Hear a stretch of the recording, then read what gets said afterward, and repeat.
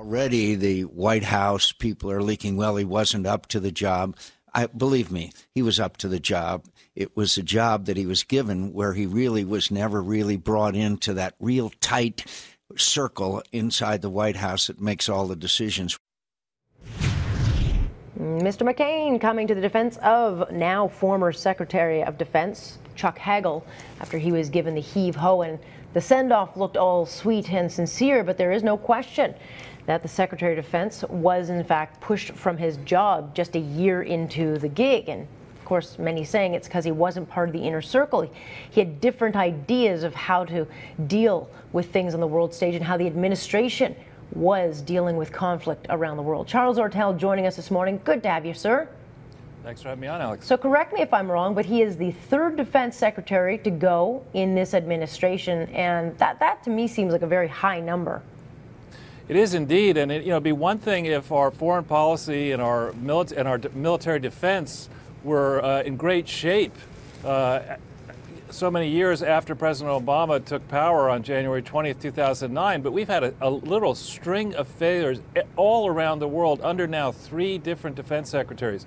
And it really begs the question, it calls into focus, how is this White House actually run? McCain alluded to the fact that a small circle of close advisors, and I believe led by Valerie Jarrett, makes a lot of the decisions that are important, and those decisions have turned out to be awful, frankly.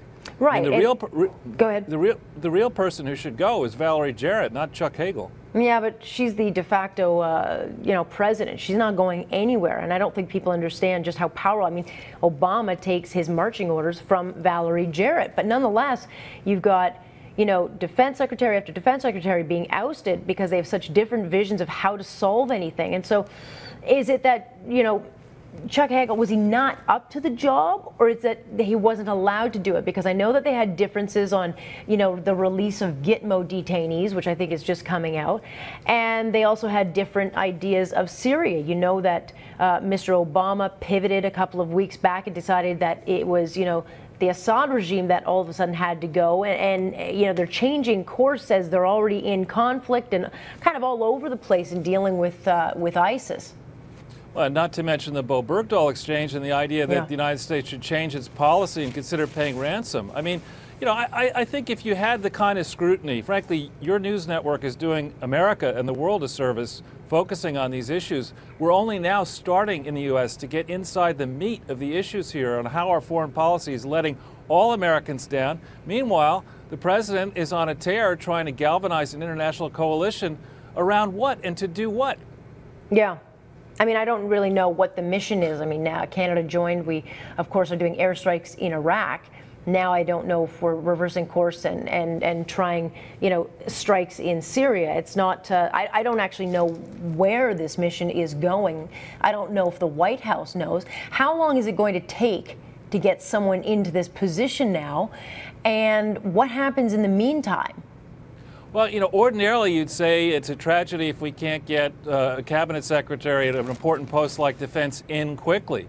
In this case, I think the record's clear. It doesn't matter who has the title cabinet secretary in any part of the government at the moment. And given the tone, the defiant tone the president has taken since the drubbing weeks ago in this recent election, he cannot possibly expect there's going to be much cooperation January 1st, 2015, going forward through the national election. So I think America is in for a disturbing period of time here, and the world is also in a dangerous moment as we get distracted with this internal discord. I mean, look, if I'm Russia, China, if I'm ISIS, Iran, I'm looking at the United States going, thinking to myself, what the hell? They don't have a clue what they're doing. I mean, the optics of changing course and changing, people in positions, it's a pretty high position. So to see the turnover rate in a position like that, to me, signals disarray. Exactly. I mean, I think it's a good thing in the United States that we have civilian command over the military. But, there are a lot of reports, and now it's not just with Hagel, with all 3 of the defense secretaries, that the White House communication was one way, from it to the military. They don't take they're not listening to experienced people, and Barack Obama is many things, but one thing he is not qualified to be is the supreme military leader based on what we see around the world. Yeah, interesting. But nonetheless, he's taking front and center. He did a press conference late last night urging calm in the situation in Ferguson.